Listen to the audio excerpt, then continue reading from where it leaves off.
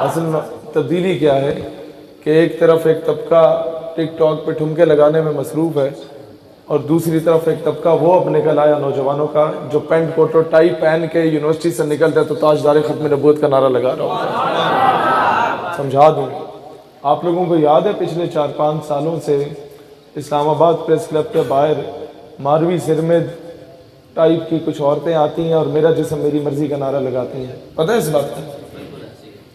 फहाशी और यानी की बात होती है, उन्हें लगाम डालने वाला कोई नहीं था। हम जब मस्जिद वजीर खान गए और फिर गिरफ्तार हुए तो हमने कहा यार ये तो बड़े मजे की चीज़ होती है गिरफ्तारी।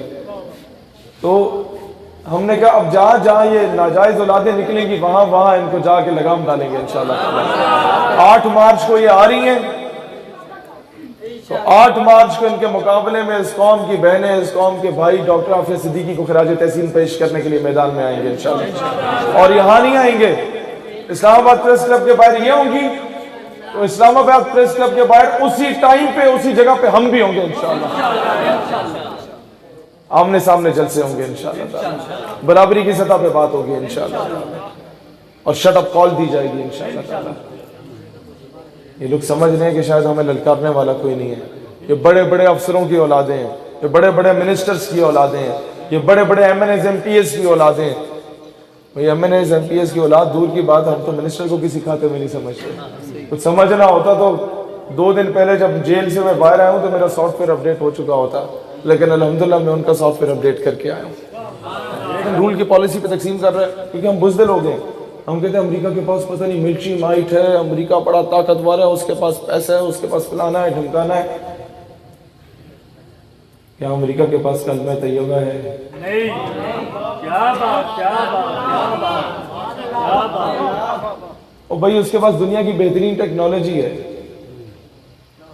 क्या उसके पास कोई बंदा है जो जिस्म पे बम बांध के टैंकों पे कूद पड़े? नहीं। चमिंडा में हमारे लोगों ने किया था 65 की जंग में। क्या उसके पास जज्बा शहादत है? मैं जो कराची से गुजर रहा था 14 अगस्त मैंने वहाँ मनाई, तो उधर मुल्ला अब्दुल गनी ब्रदर का वो इलाका था, पठानों का इलाका, जहाँ से उसको दाढ़ी से नोच के ना लेके गए अमेरिका के हवाले किया मुशर्रफ दौर में। मुझे दोस्तों ने बताया कि यार ये वो इलाका है, बड़ा ख़तरनाक इलाका है। वो मौलाना साहब को पकड़ के ले गए थे, वो अफगानी मौलाना था। मैंने कहा अच्छा अब क्या है?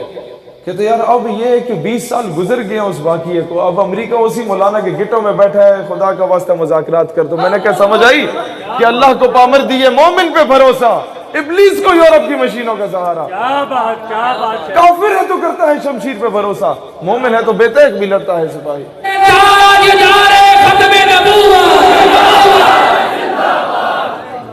देखें, या तो काम ना करें, करें तो पता चले कोई मर्द आया मैदान में। मैं आर्मी के स्कूल्स, कॉलेजेस, यूनिवर्सिटीज में पढ़ा, हमने वहाँ भी मुमताज़ कादरी के पोस्टर्स लगाए होते थे। क्या बात, क्या बात। वहाँ तलबा तंजीमों का तस्वर ही नहीं होता था। हमारे टीचर APS ऑर्डिनेंस रोड में फिर रहे होते थे क्लासों में, ये मुमताज़ कादरी का ये वाला स्टिकर कौन लगा के गया, सबको पता होता था, कोई नहीं बोलता था। दिल इश्क मौजूद होता है। गाजी इल्मुद्दीन शहीद, सॉरी गाजी आमिर चीमा शहीद की जब मैयत जर्मनी से इधर आई ना, तो एक पुलिस वाला जो सबको धक्के मार रहा था कि साइड पे हो जाओ, साइड पे हो जाओ, कि ऊपर से ऑर्डर्स आए किसी को करीब नहीं आने देना, एयरपोर्ट से साइड पे कर दो सारों को। और जब मैयत आती है तो खुद उसे सलूट मार रहा होता है। लोग कहते हैं एक ही माजर है, कहते हैं वो मेरी ड्यूटी है, ये मेरा इश्क है। क्या बात है भाई, क्या बात। हर बंदे में इश्क मौजूद है। मैं यूनाइटेड नेशन डेवलपमेंट प्रोजेक्ट के एक सेमिनार में गया तो उधर 300-400 ना बड़े मॉड स्कॉट किस्म के यूनिवर्सिटी के बच्चे बच्चियों को उन्होंने बुलाया हुआ और इकोनॉमिक रिफॉर्म्स पे बात हो रही कि मईशत कैसे बेहतर की जाए। स्पीकर सारे वो लिबरल टाइप थे। अब एक मुझे उन्होंने बीच में बुला दिया तो मैंने वो मईशत को उठा के 9/11 से जोड़ा। 9/11 से लेकर मैंने अमेरिका को दहशतगर्द बनाया। फिर अमेरिका को दहशतगर्द बनाने के बाद मैं जनाब वो अफगानिस्तान से लेकर फ़लस्तीन तक का सफ़र करके सारा बताया। जब मैं देखा कि वो जो मुंतज़िम था जिसने मुझे बुलाया था बेचारे ने, वो पहले पहली सफ में बैठा हुआ था, तकरीर के दरमियान में चौथी सफ में चला गया, एंड पे बैठा हुआ था गरीब कि उसकी फंडिंग ना रुक जाए।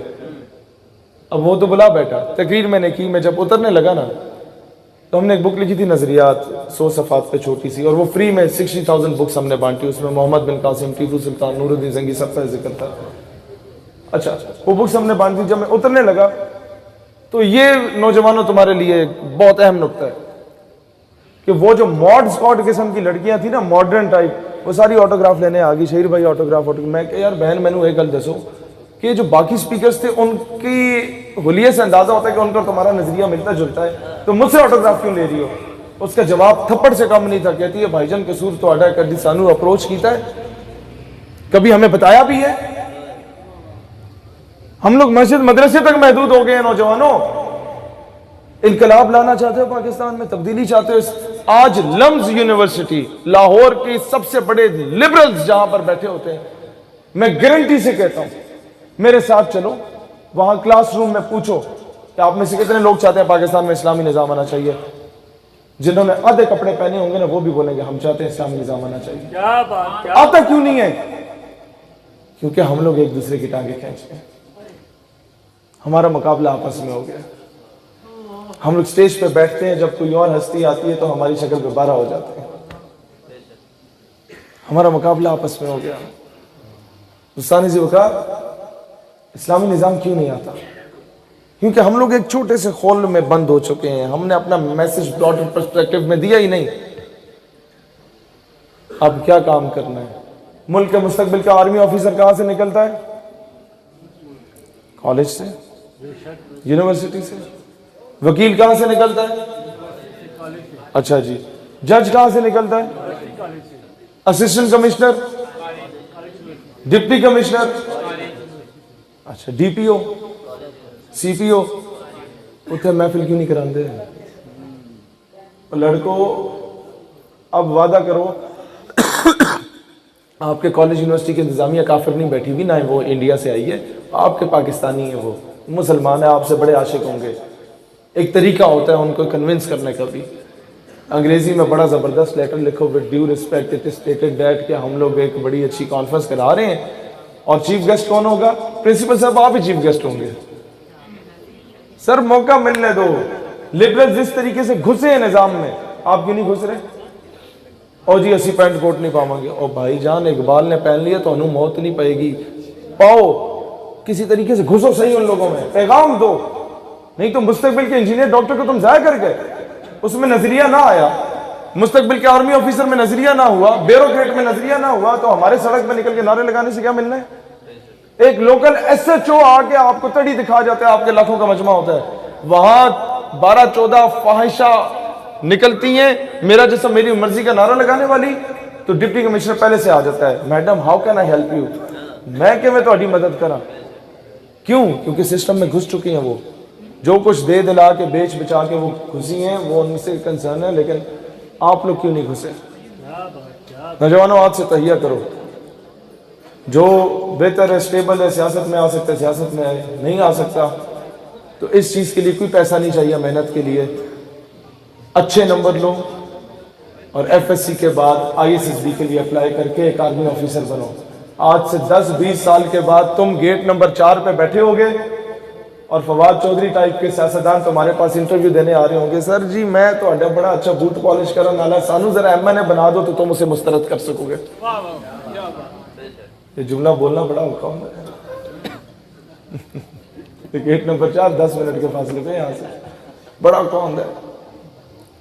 लेकिन जवानों, हकीकत यही है, ये बात याद रखें कि जब तक आप असिस्टेंट कमिश्नर नहीं बनते, डिप्टी कमिश्नर नहीं बनते, आपके मुल्क का निज़ाम तब्दील नहीं होगा। हम नारे लगाते रहेंगे, 10 साल बाद भी आके ये नारे लगा रहे होंगे। सिस्टम में घुसोगे फिर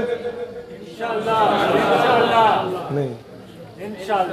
जो बुजुर्ग हैं वो अपने बच्चों को तैयारी कराएं, सीएसएस के एग्जाम्स दिलवाएं, इश्क़ मुस्तफ़ा की तरफ बेदार करके जब एग्जाम्स दिलवाएंगे ना, तो आपको खत्म नबूवत की कॉन्फ्रेंस के लिए एनओसी लेने के लिए नहीं जाना पड़ेगा। डिप्टी कमिश्नर पहले आपके दरवाजे पे होगा, अच्छा नेकी तो कम कर रहे हो, ए जनाब एनओसी तो। मैंने कहा जेल से जो बाहर निकलता है उसका सॉफ्टवेयर अपडेट कर दिया जाता है। मैं बताना चाहता हूँ कि मैं सॉफ्टवेयर अपडेट करके आया हूँ। अल्लाह वजल करीम की औलाद की निस्बत है उन्होंने किला खैबर फतह किया था, जब तक मैं बैतुल मक़दस में दाखिल ना हो जाऊं मैं तब तक मलिक नहीं लिखवाऊंगा नाम।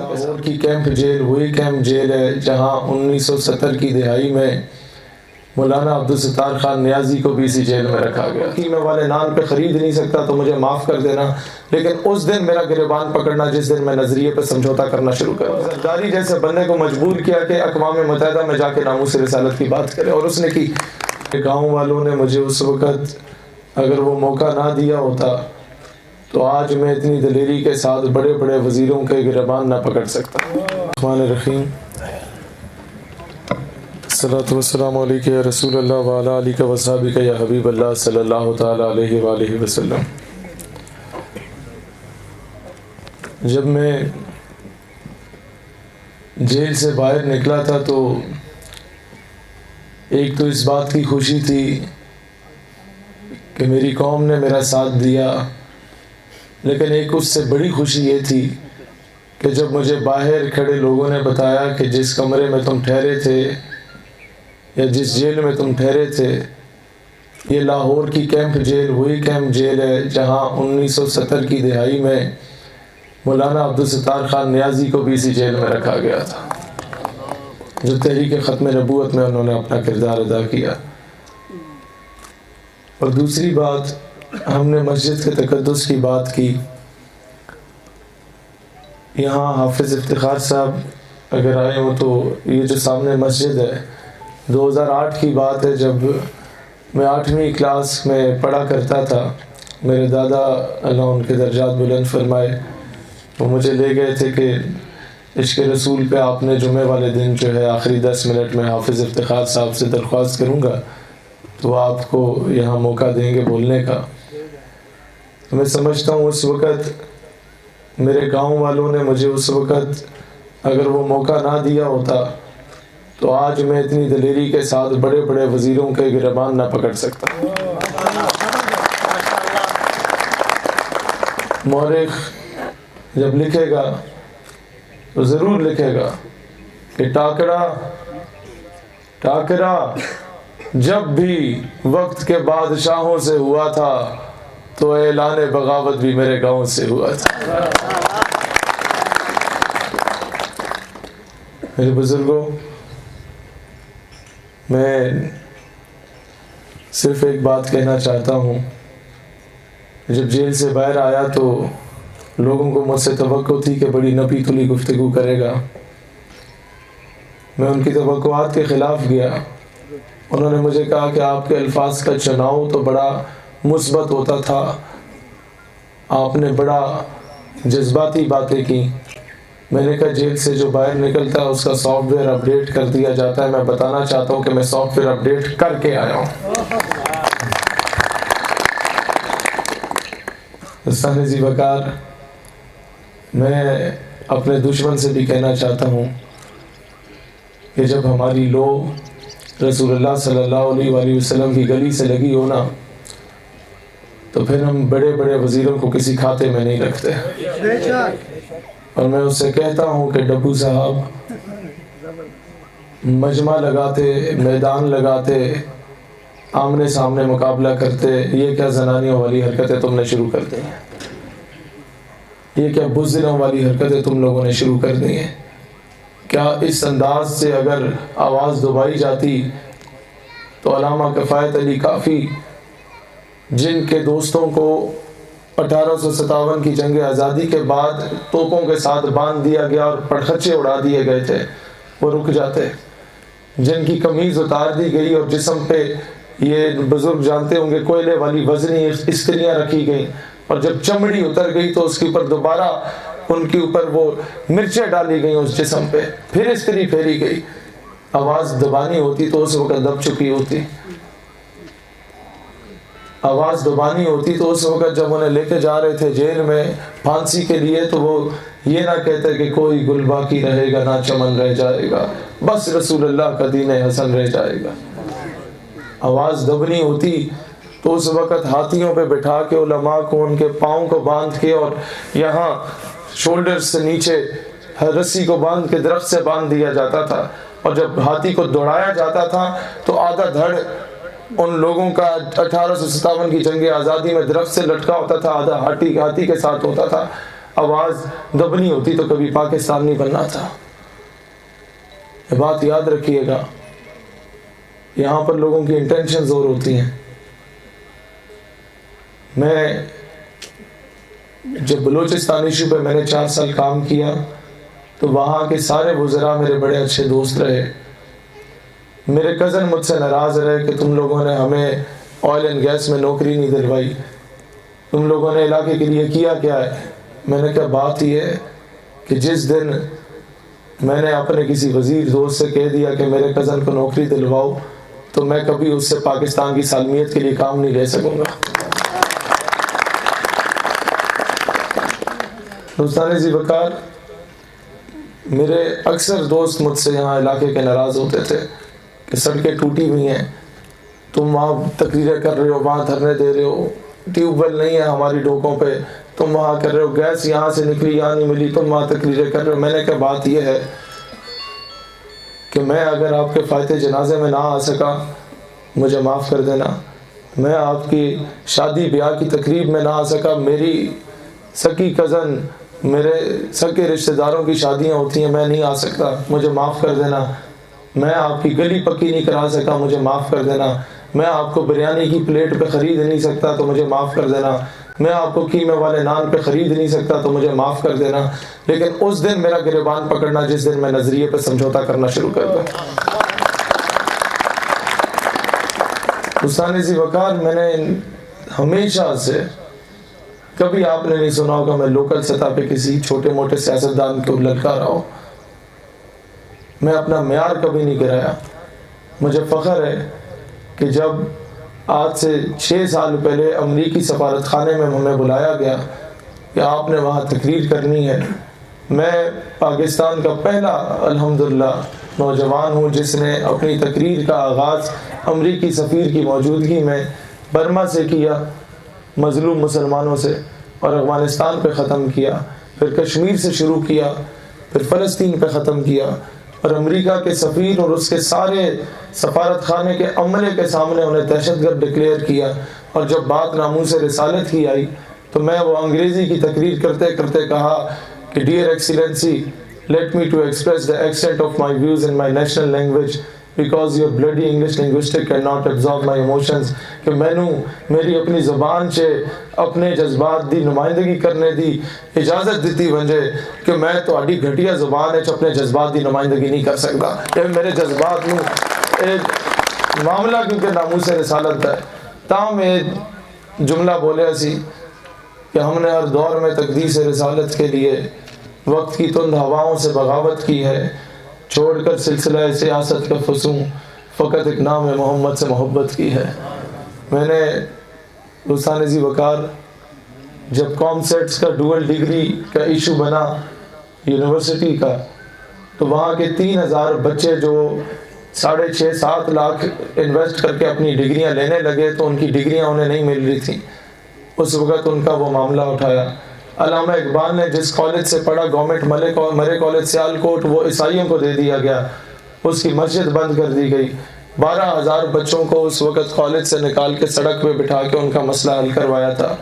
उसके बाद फेडरल बोर्ड जो पाकिस्तान का सबसे बड़ा बोर्ड है, वो बच्चों को फेल करते। मैं आपको सिर्फ ये बता रहा हूँ कि मेरी फील्ड क्योंकि स्टूडेंट पॉलिटिक्स थी, ये वाली थी नहीं, तो मैंने उसमें क्या किया, मैं काउंसलर भी नहीं था, मैंने एक अदना से आदमी की हैसियत में क्या किया कि वो फेडरल बोर्ड का उसके चेयरमैन में के दफ्तर में 22 ग्रेड के अफसर के दफ्तर में मीडिया लेके गया, वहाँ पर वो मामला मैंने बच्चों का हल करवाया। अमरीकी सफारत खाने पे जब अमेरिका ने 2012 में गुस्ताखाना फिल्म बनाई, मैं FSC का था, जितना ये 16 साल का बच्चा होता है, मैं पिंडी कचहरी का 1000 वकील और 2000 नौजवानों को लेकर अमरीकी सफारत खाना बंद करवाने के लिए निकला था। और उसके अगले दिन ही बल्कि वो शाम को रहमान मलिक पीपल्स पार्टी का दौर था हमारा, वो होता था क्या कहते हैं वज़ीर दाखिला होता था, 2012-13 की बात होगी, वो वज़ीर दाखिला होता था।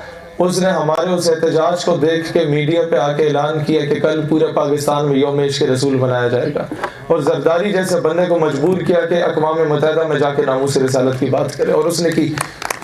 उसके बाद 2018 में इमरान खान हल्फ उठा रहा था 17 अगस्त को, वज़ीर आज़म बनने के बाद उसकी पहली तकरीर थी, और उसके बाहर डिप्लोमेटिक इनक्लेव को 25-30 हज़ार शकान रसूल के साथ हम लोगों ने सील कर दिया था।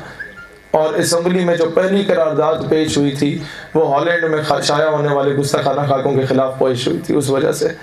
और उसके बाद हम इस काबिल तो नहीं थे ना हम कामयाब हो सके सफारत खाना बंद कराने में, लेकिन मैं ज़रूर बता सकता हूँ कि अक़वाम मुत्तहिदा जहाँ पूरी दुनिया के फ़िरौन बैठे थे वहाँ, और OIC तमाम इस्लामी ममालिक में अगर पहली आवाज़ उठी तो पाकिस्तान से हमने आवाज़ उठवाई थी।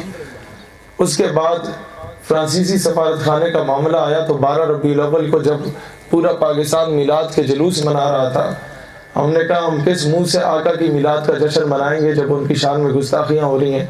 हमने पूरे पाकिस्तान से नौजवान इकट्ठा किया और फिर फ्रांसीसी सफारत खाने को बंद करने की बात की। वो बंद होता है या नहीं होता, कम अज़ कम हम बरोज़े हशर ये आका को ज़रूर कह पाएंगे, आका हम बहुत ही कम तर किस्म के लोग थे, हमसे और कुछ नहीं हुआ, कम अज़ कम हम मैदान में परवाने की तरह निकल आए थे।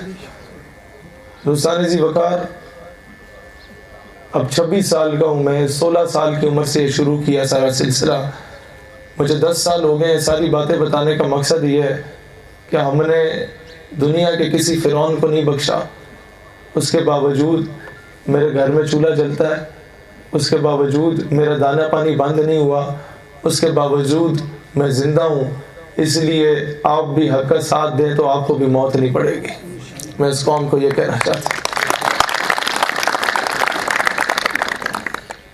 ज़ी वक़ार, आज तक हमारा निज़ाम बेहतर क्यों नहीं हुआ कि हमने बहैसियत कौम अपना जो मेयार है इतना गिरा दिया कि हम 50 रुपए के कीमे वाले नान पे अपने ज़मीर का समझौता कर लेते हैं, और जिनको हम इलेक्ट करते हैं वो कमज़र्फ लोग, कभी भी कौमी सतह पे उन्होंने बात नहीं की, उन्होंने कौम का सौदा किया वहाँ पे। दोस्तान ज़ी वक़ार, 18 साल से डॉक्टर आफिया सिद्दीकी के नाम पे सियासत की गई, 2.5 साल हो चुके उनका नाम लेने वाला कोई नहीं है। मुझे फ़ख्र है कि पिछले 4 सालों के बाद दोबारा जब डॉक्टर आफिया सिद्दीकी का केस इस्लामाबाद हाई कोर्ट में खोला गया, वो कौम की बेटी जो अमेरिका में कैद है उसके केस को दोबारा खुलवाने में हम लोगों ने अपना रोल प्ले किया था। हम लोग ना हुकूमत में रहे ना अपोजिशन की कोई बहुत तकड़ी जमात रहे, हम लोग चंद नौजवानों से वो काफ़िला शुरू हुआ, लेकिन अल्लाह की इतनी करम नवाजी है कि अब तक हम लोगों ने जो कुछ अचीव किया, जो कुछ हासिल किया, वो शायद मुल्क की बड़ी बड़ी सियासी जमातों ने हासिल ना किया हो।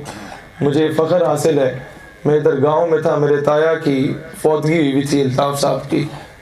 जब मुझे पता चला, फौतगी का दूसरा तीसरा दिन था, घर पूरा सोग में था और मुझे पता था कि इस मामले पर मैं गिरफ़्तार हो सकता हूँ।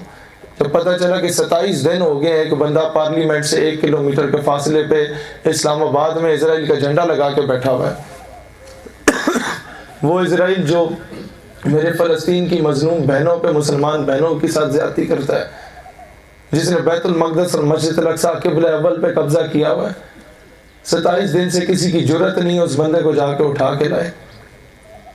यहाँ मेरे ताया का सोयम था, लेकिन मैंने कहा ख़ानदान की नाराज़गियाँ होती रहेंगी, नज़रिए पे समझौता नहीं करना। मैं यहाँ से गाड़ी दौड़ा के लेके गया, 27 दिन से बैठे हुए उस बदबख्त को लितर मार के उठाने वाले भी हम लोग हैं अल्हम्दुलिल्लाह।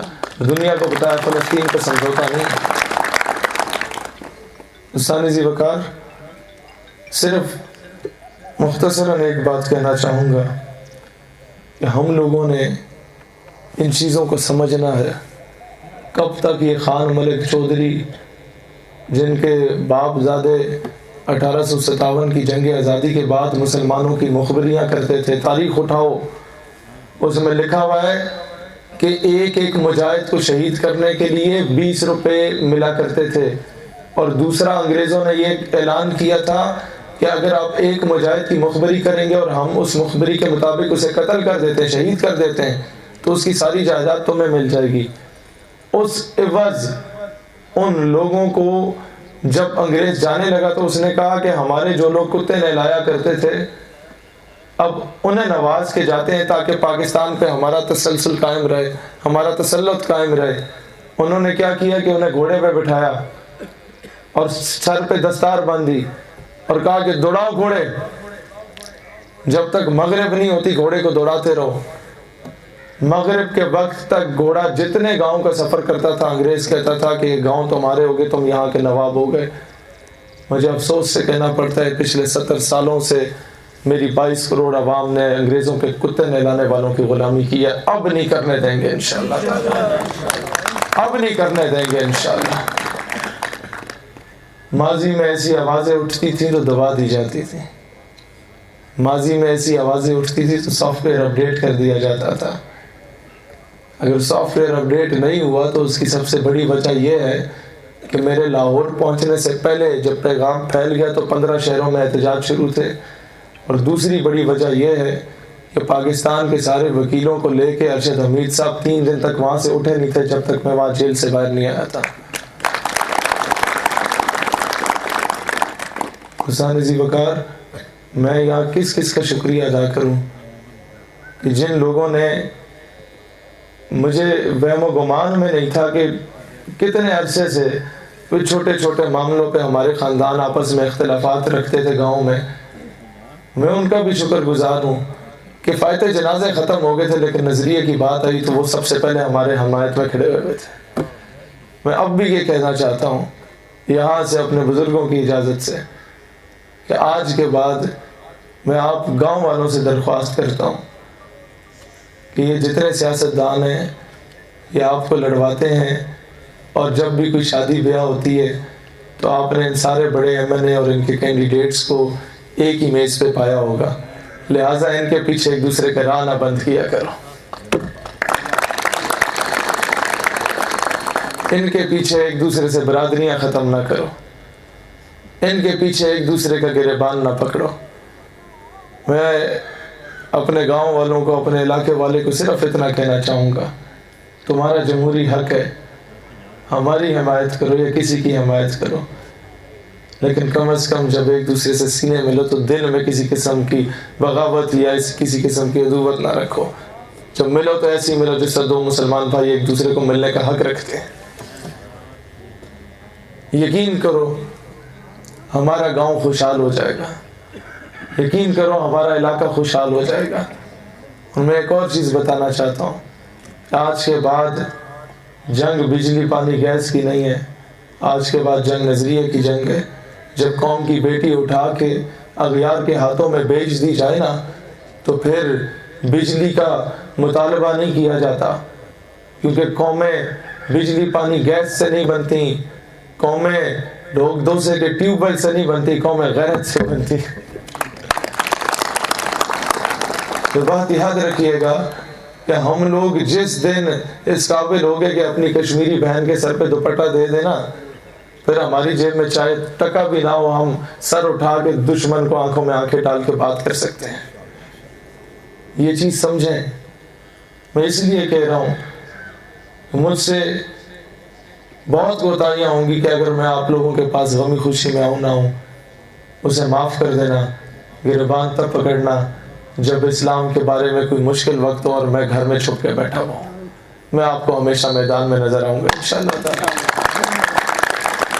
सानी जी वकार, मैं अपने वालिद मोहतरम का, अपने ख़ानदान का, अपने कज़न्स का जो बर्दाश्त करते रहते हैं मुझे, और सबसे बढ़ के अपने दोस्तों का जो हर हाल में, हर मुश्किल वक्त में, खुशी में होना हो, मुश्किल वक्त में मुझसे पहले वहाँ पहुँचे होते हैं।